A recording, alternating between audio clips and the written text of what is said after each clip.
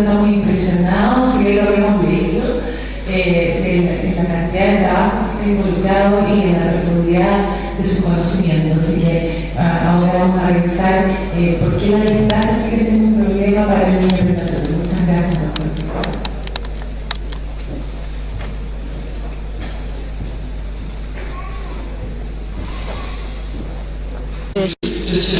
Realmente esta es la parte más importante, es casi como una conclusión.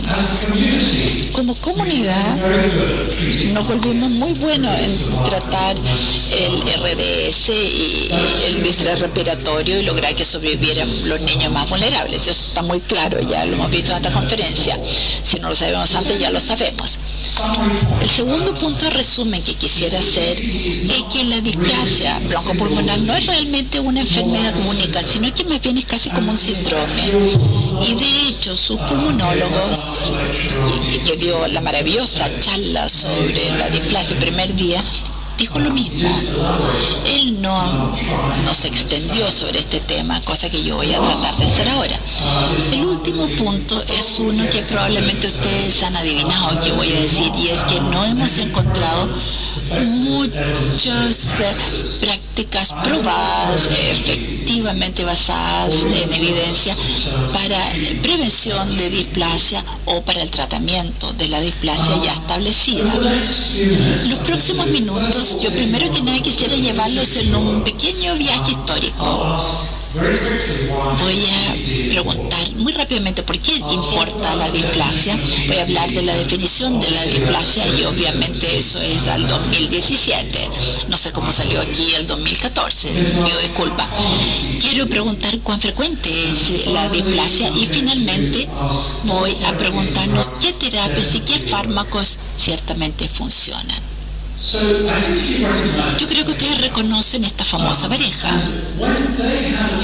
Cuando ellos tuvieron un hijo, Patrick Kennedy, que murió de distrés respiratorio el año 63 a las 34 semanas, pasó a ser un shock cultural muy importante para los Estados Unidos y repentinamente la gente empezó a darse cuenta de que realmente no sabían mucho sobre el tratamiento del distrés respiratorio. Eso provocó un tremendo influjo de fondos a los institutos nacionales de salud y sin duda que contribuyó a esta cifra, que es la principal reducción en mortalidad de distrés respiratorio desde los años 70 hasta el 95, y las cifras hablan por sí solas.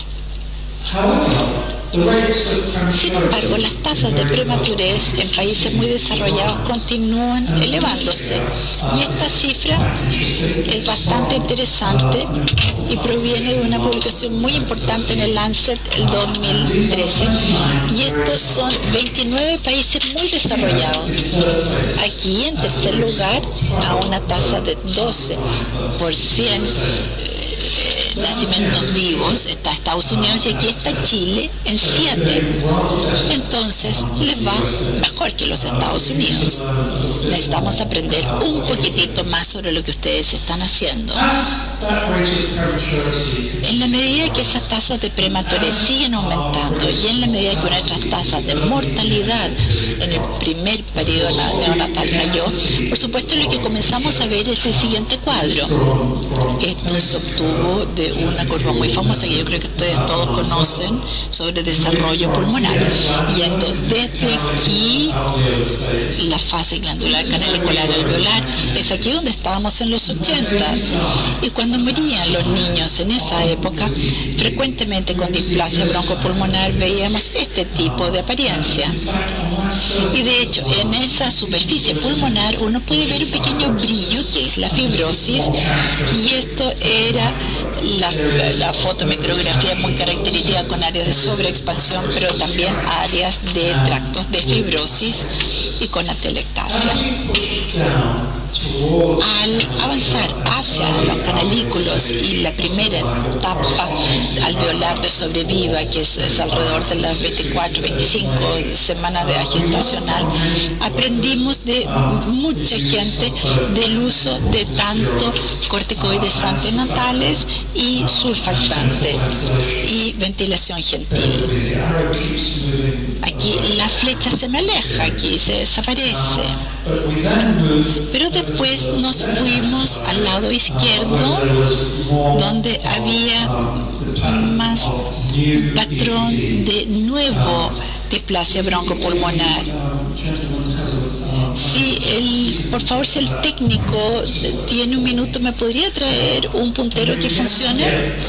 Y comenzamos a obtener este nuevo patrón de displasia broncopulmonar con nuevas áreas de pulmón enfisемatoso. El BPD fue creado por el doctor Alan Jones.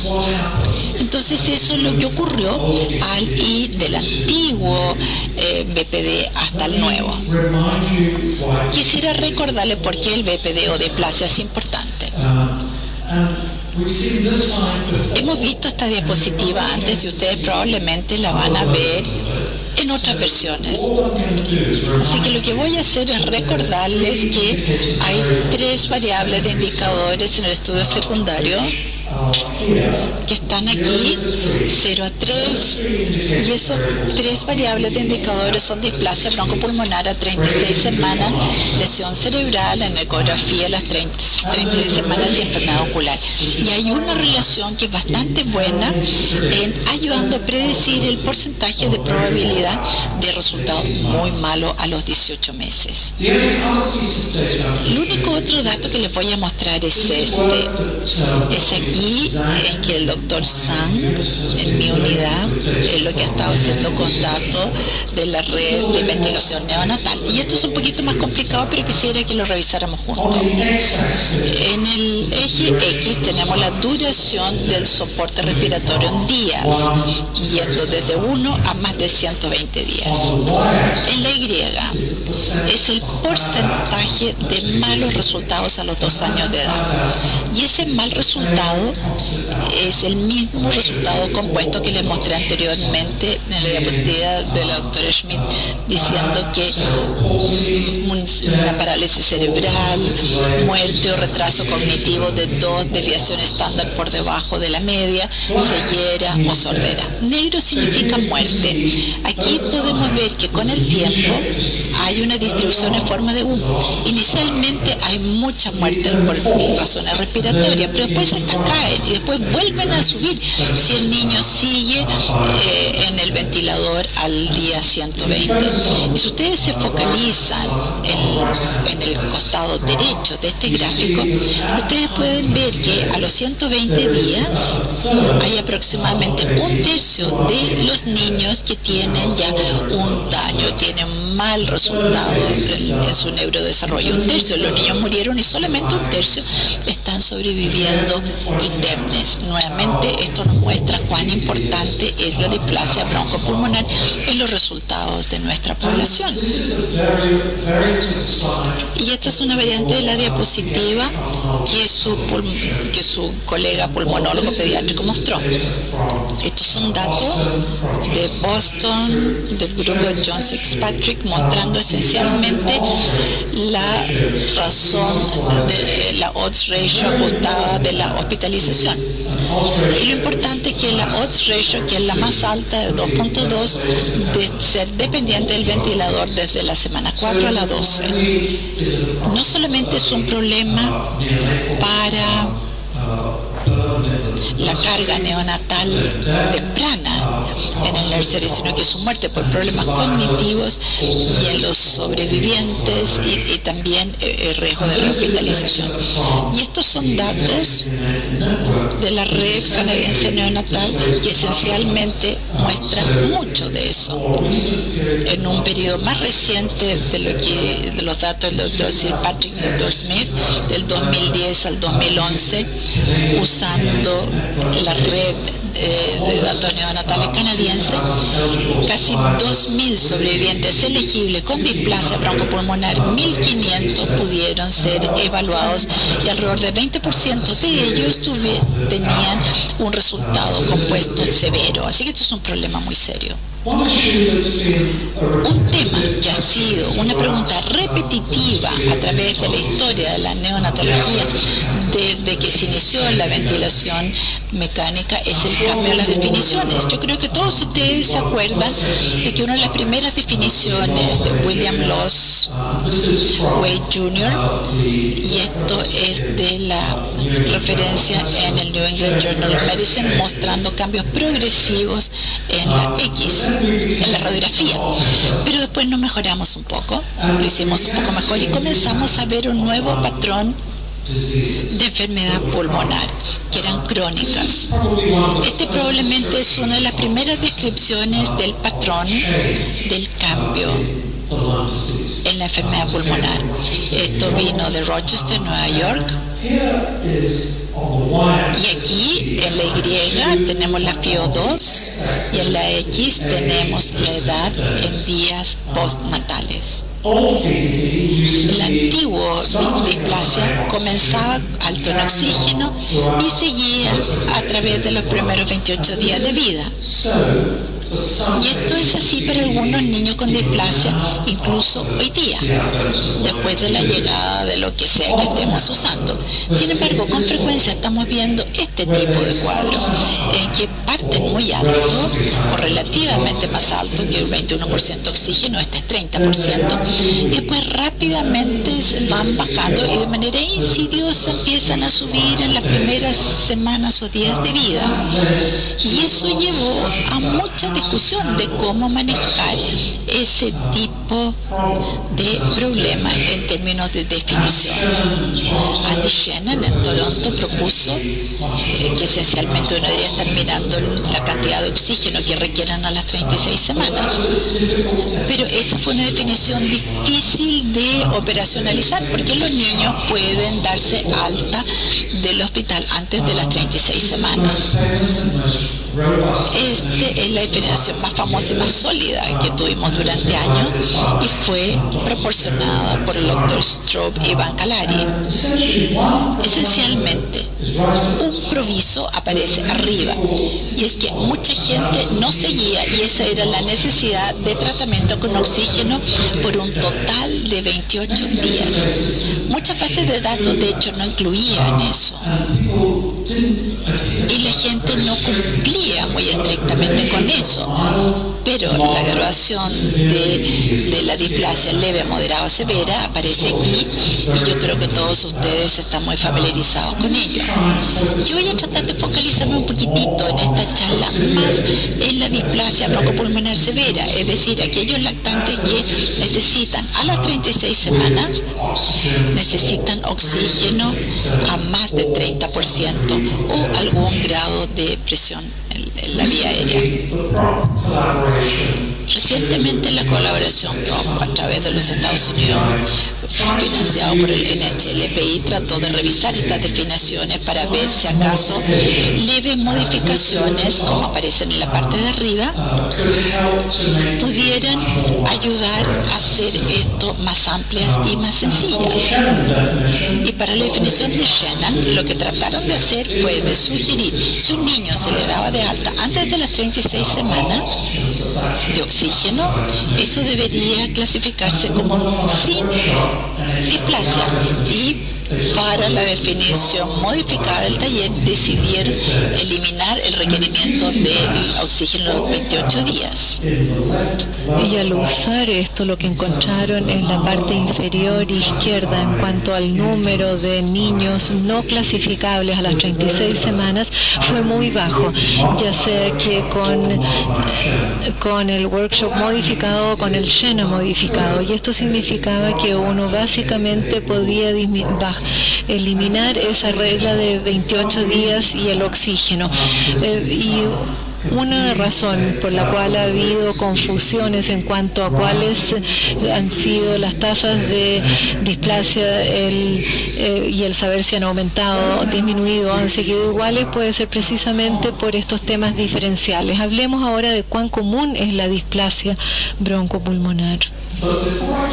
Pero antes de hablar de cuán común es, yo creo que un punto con el cual estamos familiarizados a medida que estudiamos tenemos grandes bases de datos, incluyendo la que desarrollamos nosotros, es la variabilidad. Marian mostró muchos años atrás como un estudio colateral al estudio Hi-Fi que las tasas de displasia cambiaban de manera muy impresionante de acuerdo a los distintos sitios. Este diagrama, que es famoso, muestra lo siguiente. En el eje de las X tenemos las etiquetas de 1 a 8 y las barras son el porcentaje de sobrevivientes a los 28 días.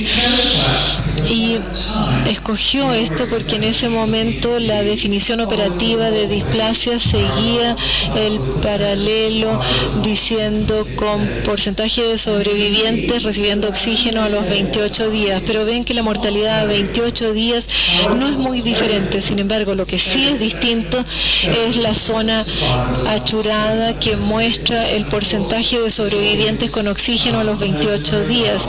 Y ustedes saben muy bien que el centro 3 que está marcado aquí fue el centro de Colombia donde se estaba usando CPAP.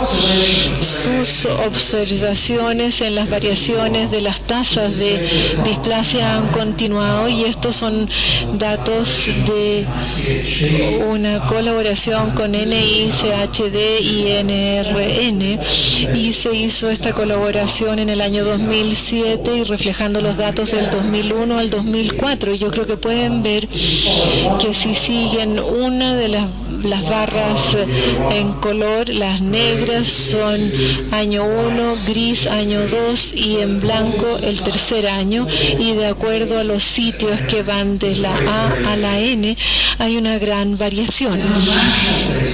Y en una base de datos nacionales, una de las mejores disponibles que viene de Israel, Erickson Wells demostró recientemente en el 2007, pero no hace tanto tiempo tampoco, que las tasas de displasia, ya sea clasificadas de acuerdo a la necesidad de oxígeno a los 28 días o oxígeno a las 36 semanas, habían subido progresivamente.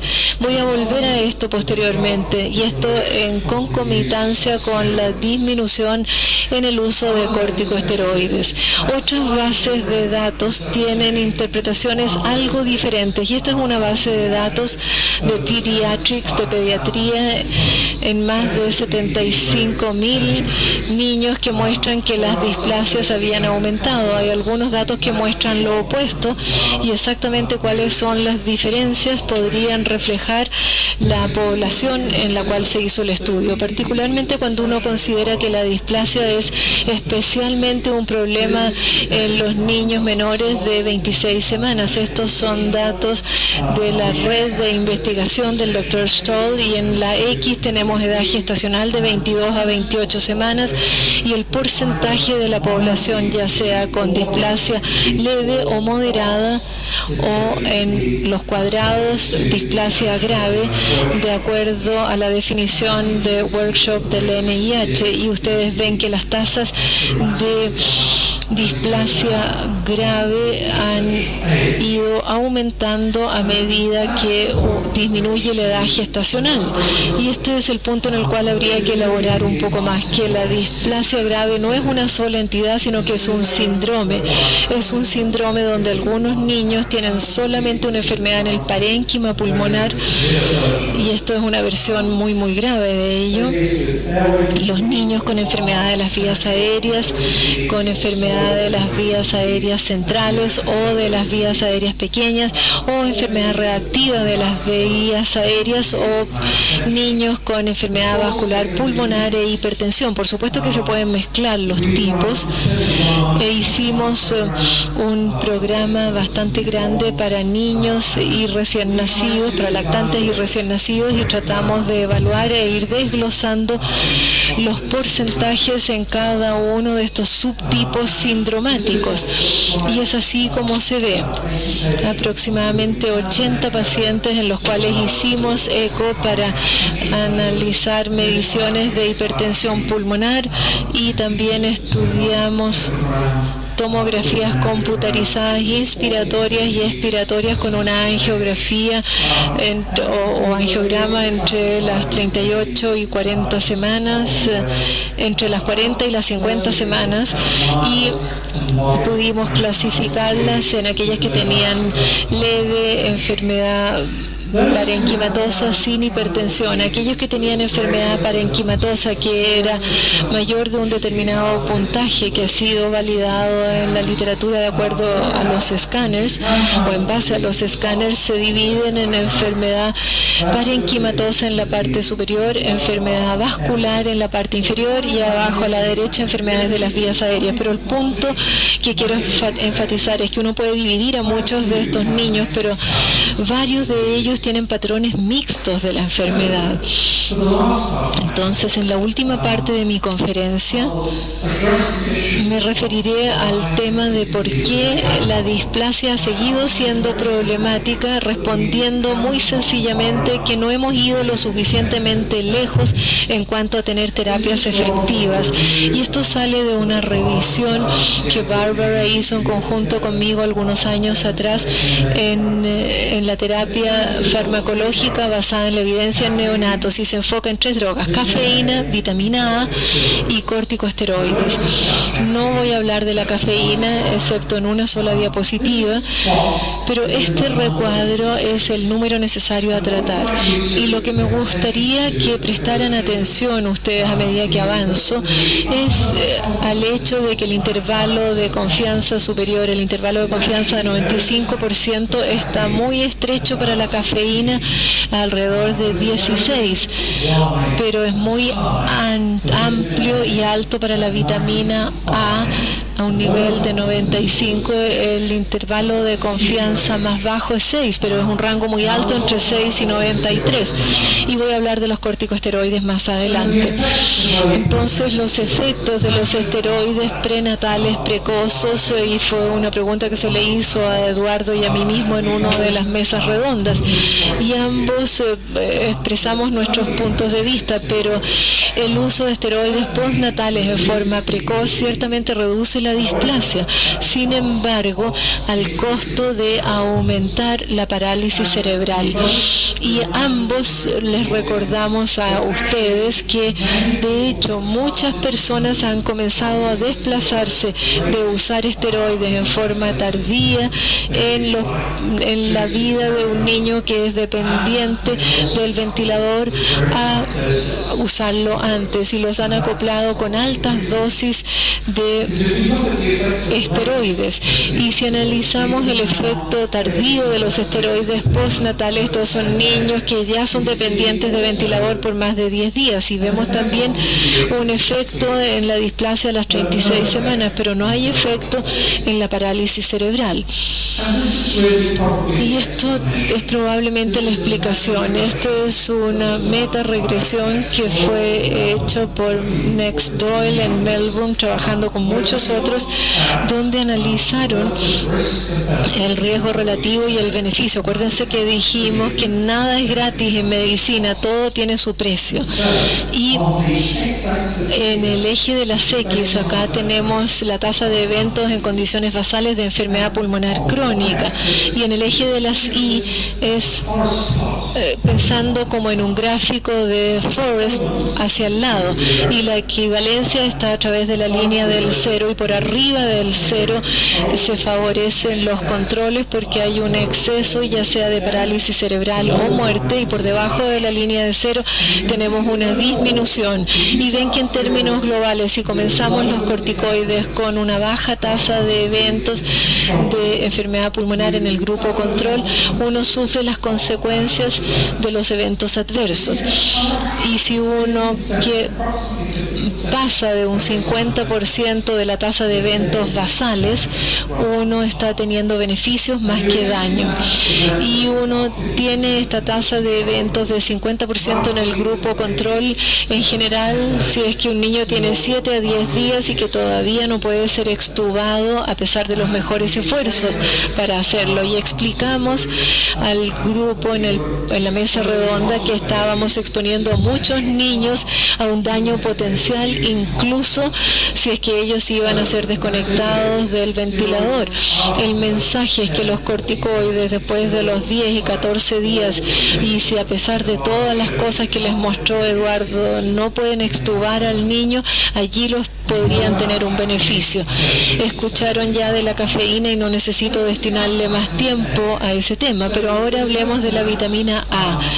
No hay ninguna duda que un estudio precoz hecho por el Dr. Tyson mostró un beneficio de la vitamina A, pero no olviden que si la están usando, no se deben olvidar que requiere de inyecciones habituales, regulares, y que este es un medicamento caro.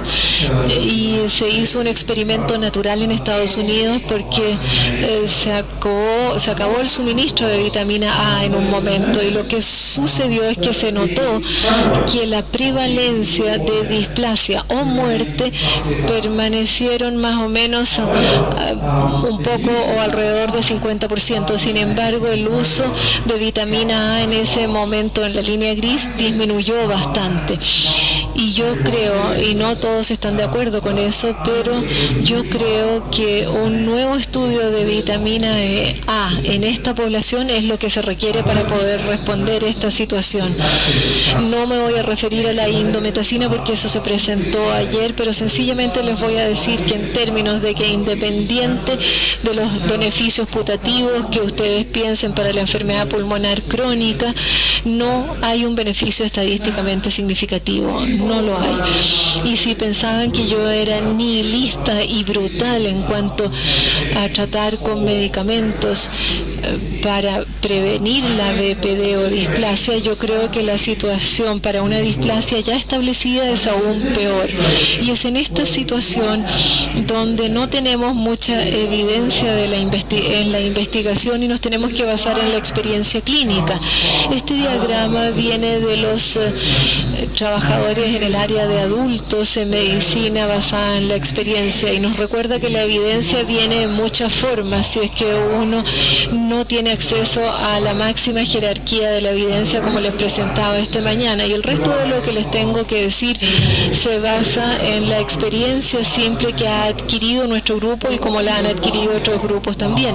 Pero fundamentalmente nos basamos en ir manteniendo a estos niños hasta que pueden remodelar sus pulmones, y esto viene de resonancia magnética que de niños que sobrevivieron y fueron estudiados a la edad de 14 en el área de Nottingham en Inglaterra, y lo que pueden ver en el eje de las I es una función que describe cuán grandes son los alvéolos. En otras palabras, si el niño tiene pulmones enfisematosos, permanecen enfisematosos, y cuál es el número de alvéolos que tiene él o ella a la edad de 14 años. Y si comparan a los niños de término en el extremo izquierdo con los que tienen enfermedad crónica, ven que los niños con enfermedad crónica tienen una gran posibilidad de remodelarse y llegar a tamaños alveolares normales. Y esto es un conocimiento importante dentro de este proceso patológico. Sin embargo, los tenemos que llevar hasta allá. Y para hacer esto, esta larga lista de drogas es el tipo de cócteles que se estaban usando en estos niños: esteroides sistémicos, dexametasona, prednisona, metilprednisolona, furosemida, clorotiazida, sildenafil y cafeína. En esta población, estas son drogas que no han sido muy sistemáticamente estudiadas y las usamos, sin embargo, y sufrimos las consecuencias. Tenemos muchos efectos colaterales como estas fracturas en estos niños, y en nuestra población un cuarto de los lactantes tienen fracturas. Hemos estado avanzando muy agresivamente a hacerles traqueostomías en forma precoz, y esta es información información importante porque destaca el desarrollo cerebral. Si el niño está intubado, el hijo y la madre no pueden interactuar tan fácilmente en comparación a si tiene una traqueostomía, y usamos esto para tratar de examinar cuándo debemos hacer una traqueostomía. Estos son datos del NRN en azul con traqueostomía, y en color rojo tenemos aquellos niños sin traqueostomía. En el eje de las Y tenemos el mismo resultado compuesto malo a los 2 años de edad, y ven que cuando comparan a los niños con traqueostomía con los sin traqueostomía andan mucho peor en cuanto a la proporción de niños que tienen algún tipo de problema, tanto en cuanto a retardo motor, retardo cognitivo, retardo en el lenguaje, etcétera, o motor. Sin embargo, si les hacemos traqueostomía antes de los 128 días, ellos tienen una menor probabilidad de tener un resultado tan malo en comparación a si los traqueostomizan después de los 120 días. En otras palabras, si necesitan ventilación crónica, es mejor hacer una traqueostomía. Por supuesto, el tema de hipertensión pulmonar es bastante grande e importante, y a medida que me acerco al fin de mi conferencia, es lamentable de que esta curva de Kaplan-Meier muestra que si tienen displasia e hipertensión pulmonar, si la hipertensión pulmonar no es tan grave, la probabilidad de sobrevida en el eje de las Y es mucho mejor que cuando ustedes tienen esto, pero severo. Sin embargo, tenemos muy pocos datos en cuanto a qué hacer con estos niños. Esto es sildenafil, por cierto, ayuda en medidas sustitutas de presión de la arteria pulmonar obtenida por ecos bidimensionales, pero 9 de 25 de estos niños murieron. Realmente no sabemos mucho de cómo utilizarlo. Estamos usando muchos análogos de prostanoides y realmente hay solamente reportes de casos en la literatura, incluyendo este de Roberta, pero esto ni siquiera es displasia, sino que es una hernia diafragmática congénita. Con problemas crónicos pulmonares se han descrito 5 niños solamente con esto. Les he dado mis conclusiones. Como mi diapositiva final, lo he hablado con el profesor Tapia y quisiera estimular a este público a que pensaran en esta nueva sociedad que se llama neonatología basada en la evidencia. Y lo más importante no es el siguiente congreso que viene en Hyderabad, en India, a pesar de que estaríamos felices de que fueran, pero me doy cuenta que no es fácil para ustedes llegar a India, pero sin embargo todo esto va a estar en la web. Pero quiero enfatizar nuestro sitio web ebneo.org, porque tenemos revisiones clásicas de artículos, y esto es muy importante para deconstruir estudios importantes, y ustedes ojalá pudieran contribuir y poder publicar en la Acta Pediátrica Escandinava. Muchas gracias por su atención.